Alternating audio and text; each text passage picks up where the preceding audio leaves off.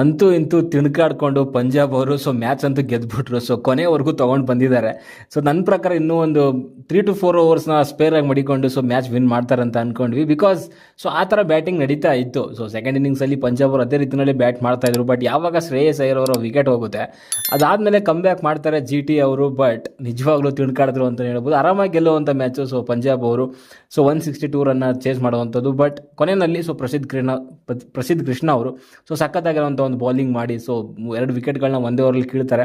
ಅದಾದ್ಮೇಲೆ ಸ್ವಲ್ಪ come back ಮಾಡಿದ್ರು GT ಅವರು ಅಂತಾನೆ ಹೇಳ್ಬೋದು. ಟಾಸ್ ಗೆದ್ದಂತಹ ಪಂಜಾಬ್ ತಂಡದ ನಾಯಕರಾದಂತಹ ಶ್ರೇಯಸ್ ಅಯ್ಯರ್ ಅವರು ಚೇಸ್ನ ಆಯ್ಕೆ ಮಾಡ್ಕೊತಾರೆ. ಬಿಕಾಸ್ ಆಫ್ ಮಳೆ ಬರುವಂಥ ಚಾನ್ಸಸ್ ಇತ್ತು. ಆ್ಯಂಡ್ ಸ್ವಲ್ಪ ಮಳೆ ಕೂಡ ಬಂತು. ಬಟ್ ಆದರೂ ಕೂಡ ಮ್ಯಾಚ್ ಎಲ್ಲೂ ಕೂಡ ನಿಲ್ಲಿಸಲಿಲ್ಲ. ಹಂಗೆ ಕಂಟಿನ್ಯೂ ಮಾಡಿದ್ರು ಅಂತಾನೆ ಹೇಳ್ಬೋದು.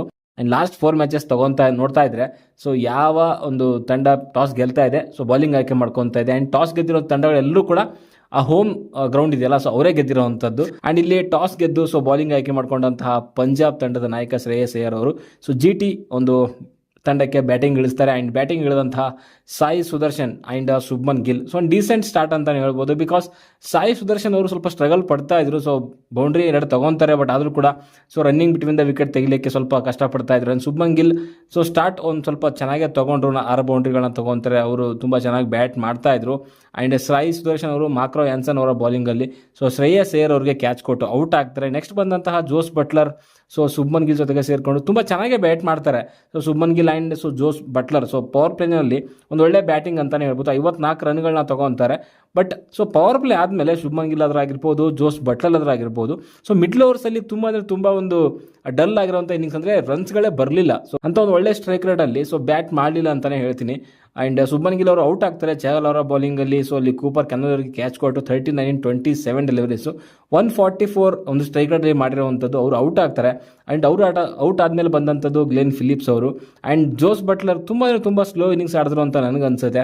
38 in 33 ಡೆಲಿವರೀಸು 3 ಬೌಂಡ್ರಿ 2 ಸಿಕ್ಸರ್ಗಳನ್ನ ತೊಗೊತಾರೆ. ಚಹಲ್ ಅವರ ಬೌಲಿಂಗಲ್ಲಿ ಬಾರ್ಲೆಟ್ ಅವರಿಗೆ ಕ್ಯಾಚ್ ಕೊಟ್ಟು ಔಟ್ ಆಗ್ತಾರೆ. ಗ್ಲೆನ್ ಫಿಲಿಪ್ಸು ಕೂಡ ಅಷ್ಟೇ 25 in 17 ಡೆಲಿವರಿ ಸೆಟ್ ಆಗ್ತಾರೆ. ಬಟ್ ಅದನ್ನು ಕನ್ವರ್ಟ್ ಮಾಡಲಿಕ್ಕೆ ಆಗಲಿಲ್ಲ ಬಿಗ್ ಇನ್ನಿಂಗ್ಸ್ ಆಗಿ.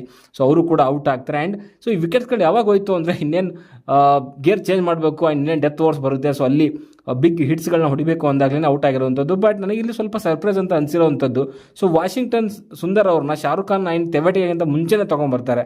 ಅದು ನನಗೆಲ್ಲೋ ಪ್ಲ್ಯಾನ್ ವರ್ಕೌಟ್ ಆಗಲಿಲ್ಲ. ಆ್ಯಂಡ್ ಅದು ವರ್ಕು ಕೂಡ ಆಗಲಿಲ್ಲ ಅಂತಲೇ ಹೇಳ್ತೀನಿ. 18 ರನ್ನು 16 ಬಾಲಲ್ಲಿ ಮಾಡ್ತಾರೆ. 2 ಬೌಂಡ್ರಿಗಳನ್ನ ತೊಗೊಂಡು 112 ಸ್ಟ್ರೈಕ್ ರೇಟಲ್ಲಿ ಮಾಡಿರುವಂಥದ್ದು. ನನ್ನ ಪ್ರಕಾರ ರಾಹುಲ್ ತೆವಟಿಯಾ ಅವರು ಶಾರುಖ್ ಖಾನ್ ಅವರು ಮೇಲೆ ಬರಬೇಕಾಗಿತ್ತು. ಓಕೆ, ನೀವು ವಾಷಿಂಗ್ಟನ್ ಸುಂದರ್ಗೆ ಮೇಲೆ ತೊಗೊಂಡು ಬರ್ತೀರಾ ಅಂತಂದರೆ ನೀವು ಒಂಡನ್ನೇ ತೊಗೊಂಡು ಬಂದುಬಿಡಿ. ಯಾಕಂದರೆ ವಾಷಿಂಗ್ಟನ್ ಸುಂದರು ಸಡನ್ನಾಗಿ ಅವ್ರಿಗೆ ನೀವು ಡೆತ್ ಓವರ್ಸಲ್ಲಿ ಬಂದು ಸ್ಟ್ರೈಕ್ ಮಾಡಿ ಅಂತಂದರೆ ಕಷ್ಟ ಆಗುತ್ತೆ ಅವ್ರಿಗೆ. ಅದಕ್ಕೋಸ್ಕರ ತೆವಟಿಯಾ ಅಥವಾ ಶಾರುಖ್ ಖಾನ್ ಆದರೆ ಅವ್ರಿಗೊಂಚೂರು ಬೆಟರ್ ಹಿಟ್ಟಿಂಗ್ ಕ್ಯಾಪಬಿಲಿಟಿ ಇದೆ ಅಂತ ನನಗನ್ಸುತ್ತೆ. ಅದಕ್ಕೆ ವಾಷಿಂಗ್ಟನ್ ಸುಂದರ್ 18 ರನ್ ಮಾಡ್ತಾರೆ 16 ಬಾಲಲ್ಲಿ. ಆ್ಯಂಡ್ ಶಾರುಖ್ ಖಾನು ಕೂಡ ಅಷ್ಟೇ. ಅವರು ಜಾಸ್ತಿ ಹೊತ್ತು ನಿಂತ್ಕೊಳ್ಳಲ್ಲ. 4 ರನ್ ಕೇವಲ 6 ಬಾಲಲ್ಲಿ. ಆ್ಯಂಡ್ ರಾಹುಲ್ ತೆವಟಿಯಾ 11 ರನ್ 10 ಬಾಲಲ್ಲಿ ಸಖತ್ತಾಗಿ ಬೌಲಿಂಗ್ ಮಾಡಿರುವಂಥದ್ದು ಅಂದರೆ ಮಾರ್ಕೋ ಆ್ಯನ್ಸನ್ ಆ್ಯಂಡ್ ವೈಶಾಖ್ ವಿಜಯ್ ಕುಮಾರ್ ನಮ್ಮ ಕನ್ನಡದವರು. ಮಾರ್ಕೋ ಆ್ಯನ್ಸನ್ ಅಂತೂ 4 ಓವರಲ್ಲಿ 20 ರನ್ ಕೊಟ್ಟು 1 ವಿಕೆಟ್ ತೆಗಿತಾರೆ 5 ಎಕಾನಮಿನಲ್ಲಿ. ಆ್ಯಂಡ್ ವೈಶಾಖ್ ವಿಜಯ್ ಕುಮಾರ್ ಸಖತ್ತಾಗಿರುವಂಥ ಬೌಲಿಂಗು 3 ವಿಕೆಟ್ಗಳನ್ನ ಕೀಳ್ತಾರೆ. ಸಖತ್ ಒಂದು ಒಳ್ಳೆ ಪ್ಲ್ಯಾನಲ್ಲಿ ಬಂದಿದ್ರು ಅಂತ ಅನಿಸುತ್ತೆ. ಪಂಜಾಬ್ ಬೌಲರ್ಸ್ಗಳು ಅದೇ ಒಂದು ಪ್ಲ್ಯಾನ್ ಪ್ರಕಾರನೇ ಬೌಲಿಂಗ್ ಮಾಡಿರುವಂಥದ್ದು. ವೈಡ್ ಒಂದು ಶಾರ್ಟ್ ಪಿಚ್ ಡೆಲಿವರೀಸ್ಗಳನ್ನ ಹಾಕಿ ಕಾಟ ಕೊಟ್ಟರು ಅಂತಲೇ ಹೇಳ್ಬೋದು. 4 ಓವರಲ್ಲಿ 34 ರನ್ 3 ವಿಕೆಟ್ ತೆಗಿತಾರೆ ವೈಶಾಖ್ ವಿಜಯ್ ಕುಮಾರ್. ಚಹಲು ಕೂಡ ಅಷ್ಟೇ ತುಂಬ ಅದ್ಭುತವಾಗಿರುವಂಥ ಬೌಲಿಂಗು. 4 ಓವರಲ್ಲಿ 28 ರನ್ 2 ವಿಕೆಟ್ ಕೂಡ ಕೀಳ್ತಾರೆ. ಆ್ಯಂಡ್ ಈ ಕಡೆಗೆ ಬಾರ್ಲೆಟ್ 4 ಓವರಲ್ಲಿ 36 ರನ್ ಸ್ವಲ್ಪ ದುಬಾರಿ ಆಗಿದ್ರು. ಆ್ಯಂಡ್ ಹರ್ಷದೀಪ್ ಸಿಕ್ಕಾಪಟ್ಟೆ ದುಬಾರಿ ಆಗಿರುತ್ತೆ. ಲಾಸ್ಟ್ ಓವರ್ ಅಂತೂ ಒಂದು 5-6 ವೈಡ್ ಹಾಕಿದ್ದಾರೆ. ತುಂಬ ದೊಡ್ಡ ಓವರ್ ಆಯ್ತದು ಹರ್ಷದೀಪ್ ಸಿಂಗ್ಗೆ. 4 ಓವರ್ 42 ರನ್ ಅಂತಲೇ ಹೇಳ್ತೀನಿ. ಓಕೆ, ಆ್ಯಂಡ್ ಇನ್ನು 163 ರನ್ಗಳ ಒಂದು ಗುರಿ ಬೆನ್ನತ್ತದಂತಹ ಪಂಜಾಬ್ ತಂಡಕ್ಕೆ ಸ್ಟಾರ್ಟಿಂಗಲ್ಲೇ ಪ್ರಿಯಾಂಶ್ ಆರ್ಯ ಅವರು ಔಟ್ ಆಗ್ತಾರೆ. ಆ್ಯಂಡ್ ಒಂದು ಒಳ್ಳೆ ಸ್ಟಾರ್ಟ್ ಅಂತೂ ಸಿಗೋದಿಲ್ಲ. 7 ರನ್ಗೆ 8 ಬಾಲಲ್ಲಿ ಔಟ್ ಆಗ್ತಾರೆ. ಕಗಿಸೋ ರವಡ ಅವರ ಬೌಲಿಂಗಲ್ಲಿ ಅಶೋಕ್ ಶರ್ಮಾ ಅವರಿಗೆ ಕ್ಯಾಚ್ ಕೊಟ್ಟು ಔಟ್ ಆಗ್ತಾರೆ. ಆ್ಯಂಡ್ ನೆಕ್ಸ್ಟ್ ಬಂದಂತಹ ಪ್ರಭ್ ಸಿಮ್ರನ್ ಆ್ಯಂಡ್ ಕೂಪರ್ ಕ್ಯಾನೋಲಿ ಇಬ್ಬರು ಸೇರಿಕೊಂಡು ಧೂಮ್ ಮಜಾಯಿಸ್ಬಿಡ್ತಾರೆ ಅಂತಲೇ ಹೇಳ್ಬೋದು. ಪವರ್ ಪ್ಲೇನಿನಲ್ಲಿನೇ 55 ರನ್ಗಳ ಒಂದು ಭರ್ಜರಿ power plane ತೊಗೊಂಬರ್ತಾರೆ. And Prabh Simran ಅಂತೂ ಸಖತ್ತಾಗಿರುವಂಥ ಒಂದು ಶಾಟ್ಗಳನ್ನ ತೊಗೊಂಡು 4 ಸಿಕ್ಸರ್ಗಳನ್ನ ಬಾರಿಸ್ತಾರೆ. ಆ್ಯಂಡ್ ರವಡ ಒಂದು ಓವರಲ್ಲಿ 3 ಸಿಕ್ಸರ್ಗಳನ್ನ ಬಾರಿಸಿ 37 in 24 ಡೆಲಿವರೀಸ್ 154 ಸ್ಟ್ರೈಕ್ ರೇಟಲ್ಲಿ ಬ್ಯಾಟ್ ಬೀಸ್ತಾರೆ ಅಂತ ಹೇಳ್ಬೋದು. ಆ್ಯಂಡ್ ರಶೀದ್ ಖಾನ್ ಅವರ ಬೌಲಿಂಗಲ್ಲಿ ಪ್ರಸಿದ್ಧ ಕೃಷ್ಣ ಅವರಿಗೆ ಕ್ಯಾಚ್ ಕೊಟ್ಟು ಔಟ್ ಆಗ್ತಾರೆ. ಆ್ಯಂಡ್ ನೆಕ್ಸ್ಟ್ ಬಂದ ಶ್ರೇಯಸ್ ಅಯ್ಯರ್ ಆ್ಯಂಡ್ ಕೆನೋಲಿ ಇಬ್ಬರು ಸೇರಿಕೊಂಡು ಒಂದೊಳ್ಳೆ ಡೀಸೆಂಟ್ ಪಾರ್ಟ್ನರ್ಶಿಪ್ ಅಂತಲೇ ಹೇಳ್ಬೋದು. ಶ್ರೇಯಸ್ ಅಯ್ಯರ್ 18 ರನ್ ಮಾಡ್ತಾರೆ 11 ಬಾಲಲ್ಲಿ. 2 ಸಿಕ್ಸರ್ಗಳನ್ನ ಕೂಡ ತಗೊತಾರೆ ಒಂದೇ ಓವರಲ್ಲಿ. ಆ್ಯಂಡ್ ಸೊ ಚೆನ್ನಾಗಿ ಆಡ್ತಾ ಇದ್ರು, ಬಟ್ ಅವ್ರಿಗೆ ಒಂದು ಸ್ವಲ್ಪ ಕೈಗೆ ಇಂಜುರಿ ಆಗುತ್ತೆ. ಮೇ ಬಿ ಅದೇ ಒಂದು ಕಾರಣಕ್ಕೆ ಸೊ ಅಲ್ಲಿ ಪ್ರಸಿದ್ಧ ಕೃಷ್ಣ ಅವರ ಬೌಲಿಂಗಲ್ಲಿ ಕ್ಯಾಚ್ ಕೊಟ್ಟು ಔಟ್ ಆಗ್ತಾರೆ. And Cooper Connolly and Shreyas Iyer batting ಮಾಡೋ ಟೈಮಲ್ಲಂತೂ ಸೊ ಪಂಜಾಬ್ ತಂಡಕ್ಕೆ ಆರಾಮಾಗಿ ಗೆಲುವು ಸಿಗುತ್ತೆ ಅಂತ ಅನ್ಕೊಂಡಿದ್ವಿ. ಬಟ್ ಆದರೆ ಪ್ರಸಿದ್ಧ ಕೃಷ್ಣ ಅವರು ಶ್ರೇಯಸ್ ಅಯ್ಯರ್ ಅವರ ವಿಕೆಟ್ ತೆಗೆದಾದ್ಮೇಲೆ ಸೊ ನೆಕ್ಸ್ಟ್ ಓವರಲ್ಲೇ ವಾಷಿಂಗ್ಟನ್ ಸುಂದರ್ ಅವರು ನೆಹಲ್ ವದೇರ್ ಅವರ ವಿಕೆಟ್ ತೆಗಿತಾರೆ.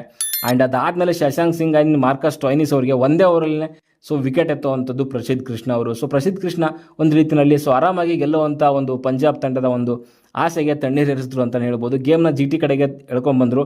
ಬಟ್ ಒಂದು ಕಡೆಗೆ ಸೊ ಕೂಪರ್ ಕೆನಲಿ ಅವರು ಒಂದು ಕಡೆಗೆ ಸೆಟ್ಲಾಗಿ ಆಡ್ತಾ ಇದ್ರು. ಆ್ಯಂಡ್ ಕೆಳಗಡೆಗೆ ಮಾರ್ಕೋ ಎನ್ಸನ್ ಅವರು ಸೊ 9 ರನ್ ಮಾಡ್ತಾರೆ 10 ಬಾಲಲ್ಲಿ. ಬಟ್ ಕೆಳಗಡೆಗೆ ಕ್ಸೇವಿಯರ್ ಬಾರ್ಲೆಟ್ ಸೊ 5 ಬಾಲಲ್ಲಿ 11 ರನ್ನ ಮಾಡಿ ಕೂಪರ್ ಕೆನಲಿ ಜೊತೆಗೆ ಸೊ ಒಂದು ಈ ಮ್ಯಾಚ್ನ ಪಂಜಾಬ್ ತಂಡಕ್ಕೆ ವಿನ್ ಮಾಡಿಸ್ತಾರೆ ಅಂತಲೇ ಹೇಳ್ಬೋದು. ಕೂಪರ್ ಕೆನಲಿ ತುಂಬ ಅಂದರೆ ತುಂಬ ಚೆನ್ನಾಗಿ ಆಡಿದ್ರು. ಫಸ್ಟ್ ಡೆಬ್ಯೂ ಮ್ಯಾಚ್ ಅವ್ರದ್ದು. So 72 in 44 deliveries, 5 boundary 5 sixer, ಸಖತ್ತಾಗಿರೋವಂಥ ಒಂದು ಮ್ಯಾಚ್ ವಿನ್ನಿಂಗ್ ಆಟ ಅಂತಲೇ ಹೇಳ್ಬೋದು. ಓಕೆ, ಆ್ಯಂಡ್ ಇನ್ನು GT ಕಡೆಗೆ ಬೌಲಿಂಗ್ ಬಗ್ಗೆ ಮಾತಾಡಬೇಕು ಅಂದರೆ ಮೊಹಮ್ಮದ್ ಸಿರಾಜ್ ಕೇವಲ 2 ಓವರ್ ಮಾತ್ರ ಹಾಕೊಳ್ಳುವಂಥದ್ದು, 15 ರನ್ನ ಕೊಡ್ತಾರೆ. ಆ್ಯಂಡ್ ಕೈಗಿಸೋ ರಬಡ ತುಂಬ ಅಂದರೆ ತುಂಬ ದುಬಾರಿ ಆಗ್ತಾರೆ. ರನ್ಗಳನ್ನ ಮಾತ್ರ ಸಿಕ್ಕಾಪಟ್ಟೆ ಲೀಕ್ ಮಾಡಿದ್ರು ಅಂತ ಹೇಳ್ಬೋದು. ಅಶೋಕ್ ಶರ್ಮಾ 1 ಓವರಲ್ಲಿ ಸಿಕ್ಕಾಪಟ್ಟೆ ದುಬಾರಿ ಆಗ್ತಾರೆ, 2 ಓವರ್ ಡೀಸೆಂಟಾಗಿ ಮಾಡಿದ್ರು ಅಂತ ಹೇಳ್ತೀನಿ. ಆ್ಯಂಡ್ ರಶೀದ್ ಖಾನ್ 4 ಓವರಲ್ಲಿ 29 ರನ್ನು, 1 ವಿಕೆಟ್ ತೆಗಿತಾರೆ. ಆ್ಯಂಡ್ ವಾಷಿಂಗ್ಟನ್ ಸುಂದರ್ ಸೊ 3 ಓವರ್ಸಲ್ಲಿ 27 ರನ್ನು. ಬಟ್ ಪ್ರಸಿದ್ಧ ಕೃಷ್ಣ ಅವರನ್ನೇ ಈ ಒಂದು ಮ್ಯಾಚ್ನ GT ಕಡೆಗೆ ತೊಗೊಂಡು ಬಂದಿರುವಂಥದ್ದು, ಬಟ್ ಗೆಲ್ಲಿಸ್ಕೊಳ್ಳೋಕ್ಕಾಗಲಿಲ್ಲ. ಫಸ್ಟ್ ಓವರ್ಸಲ್ಲಿ ಸೊ 5 ರನ್ನು, 3 ವಿಕೆಟ್ ತೆಗಿತಾರೆ. ಬಟ್ ಇನ್ನು ಉಳಿದಂಥ 2 ಓವರಲ್ಲಿ ಸ್ವಲ್ಪ ದುಬಾರಿ ಆದರು ಅಂತಲೇ ಹೇಳ್ತೀನಿ. ಓಕೆ, ಸೊ ಒಟ್ಟಾರೆಯಾಗಿ ಹೇಳಬೇಕು ಅಂತಂದರೆ ಸೊ ಪಂಜಾಬ್ ತಂಡ ಸೊ ಆರಾಮಾಗಿ ಗೆಲ್ಲುವಂಥ ಮ್ಯಾಚ್ನ ಸ್ವಲ್ಪ ಎಲ್ಲ ತಿನ್ಕಾಡು ಗೆದ್ರು ಅಂತ ಅನ್ಸುತ್ತೆ. ಇನ್ನೊಂದು 2-3 ಓವರ್ ಸ್ಪೇರ್ ಆಗಿ ಇದ್ಕೊಂಡು ಗೆದ್ದಿದ್ರೆ ಒಂದು ರೀತಿಯಲ್ಲಿ ಕನ್ವಿನ್ಸಿಂಗ್ ವಿನ್ ಅಂತ ಅನಿಸ್ತಾ ಇತ್ತು. ಬಟ್ ಪ್ರಸಿದ್ಧ ಕೃಷ್ಣ ಅವರ ಒಂದು ಒಳ್ಳೆ ಬೌಲಿಂಗಿಂದ ಸೊ ಪಂಜಾಬ್ ತಂಡ ಸೊ ತಿನ್ಕಾಡಿ ಗೆಲ್ಲುವಂಥ ಪರಿಸ್ಥಿತಿ ಬಂತು ಅಂತಲೇ ಹೇಳ್ಬೋದು. ಓಕೆ, ಸೊ ಇಷ್ಟಾಗಿತ್ತು ನನ್ನ ರಿವ್ಯೂ. ಸೊ ನಿಮ್ಮ ಅನಿಸಿಕೆ ಅಭಿಪ್ರಾಯನ ಕಮೆಂಟ್ ಬಾಕ್ಸಲ್ಲಿ ತಿಳಿಸಿ. ಬೈ ಬಾಯ್.